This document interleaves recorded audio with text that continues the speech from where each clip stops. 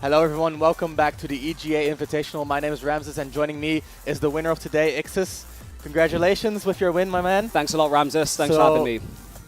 Ixis, you made it all the way to Grand Finals through winner's side. Tell me a little bit about your bracket run and about some of the tougher opponents that you faced. Okay, so my bracket run started with Triple B, local Dutch player, if I recall, plays Captain Falcon. I'm relatively well versed in the matchup. I don't get to play like top level Falcons too frequently, but I have a good grasp on like the general theory of the matchup.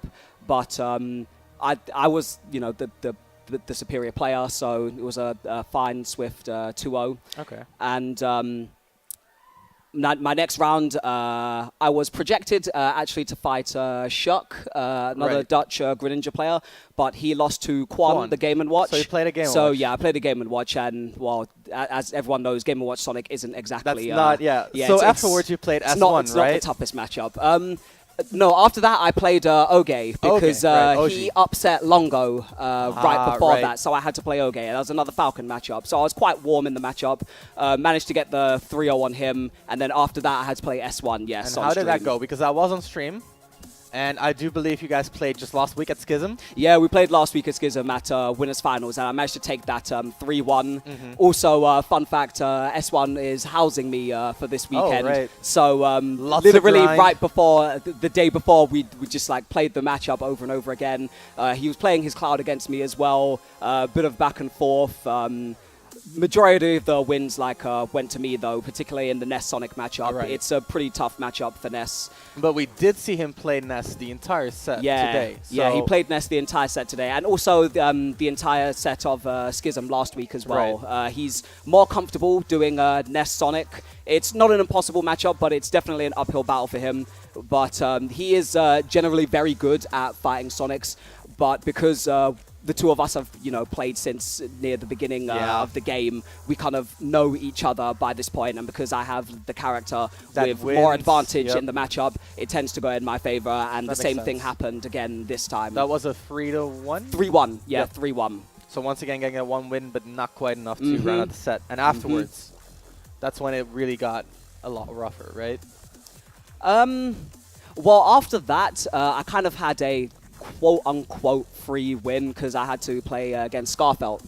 Right, but Scarfelt was on fire today. Yeah, Scarfelt did like super well. I'm really proud of him. This is like his best European major result up to this point, like bar none. Like 4th in a tournament this stacked was so good. He went through Space, he went through Meru. It was really impressive. Really well done. I'm really proud of him. But however, again, me and Scarfell have grinded over and over again for a long period of time. We've played locally at our weeklies and stuff like that. I tend to get the upper hand, and the same thing happened again. I gave him the 3-0. Fox is probably my favorite matchup. I've been playing and grinding with CRZ and other Fox main for years by this point, so I'm really comfortable, like always warm in the matchup. So it's kind of tough for Scarfell. Not really getting the chance to play a higher level Sonic player, with the exception of myself whenever he gets the chance. Right. So that was your winner semis. So the rest of your tournament was just versus Griffith. Yeah. So let's talk about that for a little bit because it's pretty interesting. Oh boy. So there was a very clear game plan going on there, which was get the percentage lead and then abuse the fact that Bayonetta doesn't really have an approach. Yep. Play as dry as possible. As dry as possible, and that's. From what I gather on Twitter, so I would be much obliged if you would confirm it. You've grinded this matchup a lot with Kiram, right? Yes. And the result of that grinding was this matchup is actually near impossible, right? Yeah, 100%. Yeah. A lot of people have probably like come across like that tweet. We didn't just grind the matchup. We properly like analyzed our past set as well. Went over like what our characters could do. Talked about what each of us think as a player getting into certain situations, and in nearly every single example that we talked about, Bayonetta always had an answer, or she always had more options. Better risk reward. Yep, exactly. So talk to me a little bit about that analysis. So in what ways did that analysis ring true in your set, and in what ways did Griffith like surprise you, basically? So, it's no secret that Sonic is a really passive character. Generally, you want to play, you know, quote unquote lame, quote unquote dry. You want the opponent to commit before you commit.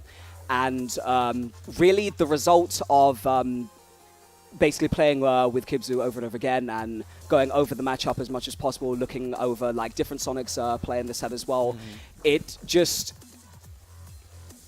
basically came to the point where I realized, okay, I literally just need to double down on this concept. Even if it runs to time, it's simply too risky to keep trying to go for reads. It's too risky to keep trying to go for grabs because Bayonetta's general damage output from a number of normals, down tilt, up tilt, witch twist, heel slide, etc. Any of those basically out damage whatever Sonic can do, generally speaking, unless Sonic gets a spin special confirm. Now, the tricky part is spin charge in particular, the multi-hit move. It's very what's the word I'm looking for? It's very unreliable against Bayonetta. Usually people use spin charge when they're reading the opponent whiffing an option because it's easier to confirm and in a lot of cases can lead to more damage than using spin dash. But because it's a very unreliable hit on Bayonetta in particular, and the result of that basically has Sonic up in the air with Bayonetta on the ground with all the advantage, I also can't really risk going for like spin charge reads. So I basically stick to spin dash. If I get the roll here, I can convert that into a back air for a free 21% fresh. Yeah.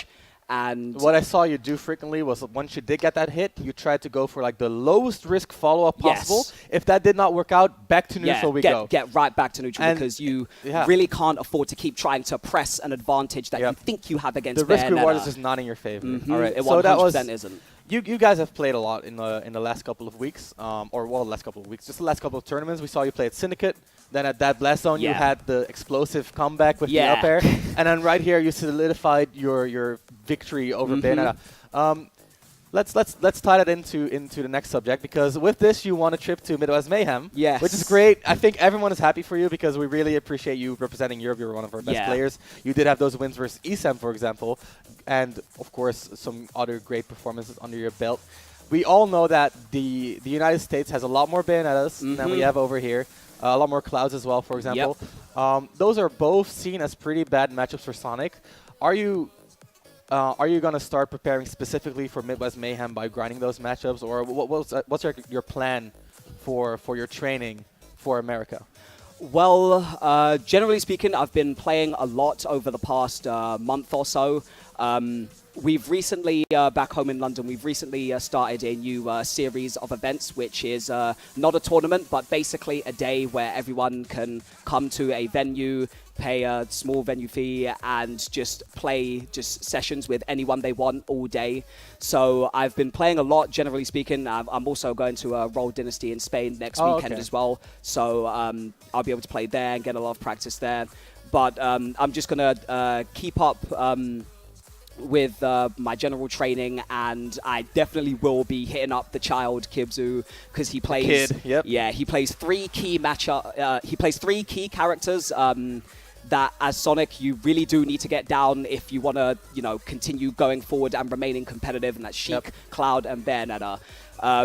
You're definitely right noting that the US has a lot of Clouds and a lot of Bayonettas. I have historically had trouble with both of those matchups. I'm a little bit better against Cloud now, but even still, there are times where I can lose sets to Cloud players if, I'm not being careful enough. Just at Schism, I was put into losers by another one of our local, another one of our local Cloud players. To be fair, Will's performed extremely well when he went to America. Not to discredit him or anything like that. He definitely played well. But they can come from any angle, right? And just take that win with that Cloud. If I'm gonna specifically try and get better at more matchups, I'm going to focus more on trying to keep as warm as possible versus Cloud and Bayonetta, and may as well with Sheik while I'm at it. Going to try and keep playing with Scarfelt and CRZ so I can remain warm in the Fox matchup as well. I know there's a lot of Foxes here and there. It's like I'm super, super confident in the matchup, but it doesn't hurt to keep playing and keep practicing. I can imagine staying with S1 helps a lot as well, because he does have a great Cloud that can help you as well. Yeah, he definitely has a solid Cloud. It's just going to get better and better better going forward. So it's always good to practice with him. So any other future plans, anything we can see from you? So you're going to Roll Dynasty, right? And then immediately after pretty much is Midwest Mayhem? Yeah. Any other long-term plans? Well, long-term, I guess I've already signed up for Icarus in Italy. Okay. Yeah, another one of their majors. And I'm definitely planning on going to Evo again this year because I had a lot of fun last year. It was really, really fun. It was probably the most fun I've had at an American tournament. Cool. Maybe with the exception of like Apex 2014 for Brawl. But yeah, Evo was tons of fun. It was really cool hanging out with like the Florida players in particular. I definitely want to try and like go there and just play again. I guess that's basically all I have planned as far as like Smash is concerned. I don't know what the second half of the year will bring, but I guess I'll just cross that bridge when I come to it. Cool. That sounds great. So, guys, I hope you've enjoyed this. Ixis, if you have any other shout-outs, now's the time. I guess shout-outs to everybody back home. Shout-out to the child, Kibzu. The kid. Grinding the Bayonetta matchup with me. Thank you so much. It definitely has paid off. But I'm gonna need you to like put down like your studies, your schoolwork, all of that stuff, because I need you to come like practice with me and all of that nonsense. And yeah, just anyone cheering for me, like thanks for the support and everything. And I'm just gonna try and do Europe proud, gonna try to do my country proud, I guess, because honestly, I wasn't too bothered about winning the trip to Midwest Mayhem, but at the last qualifier that I attended, it just happened to be, in my home region of London. Right, and then S1 so I thought, stole it away. And now you not stole only it away from him. It's like not only did S1 steal it away, but the UK generally didn't perform very well. Yep. A lot of that was attributed to myself. I went to losers really early, losing to Light from Germany 3-0, and that really hit me kind of hard because I do consider myself to be pretty good at the Sheik matchup, but I wasn't really on point enough on the day. So in losers, I had to eliminate like a number of really many UK good players. I remember. And in the end, Kiram had to eliminate in you the as end, well. Kibzu eliminated me, and top 3 was literally Dutch, Germany, Dutch. Yep. So I felt like I really let the UK down there. So I thought, this is redemption then. Yeah, and redemption. We're gonna see some Hey, great I get to things for bring you. home a Dutch trophy. We on one. Dude, that's awesome. If you guys want to see more Ixis, check him out at Roll Dynasty coming up soon. And afterwards, Midwest Mayhem. Guys, once again, this has been Ixis. My name is Ramses. Once again, thank you for the interview. Hey, thanks Congratulations for interviewing me, on man. the win. Thanks very much. We're going to be tuning out. Bye, guys.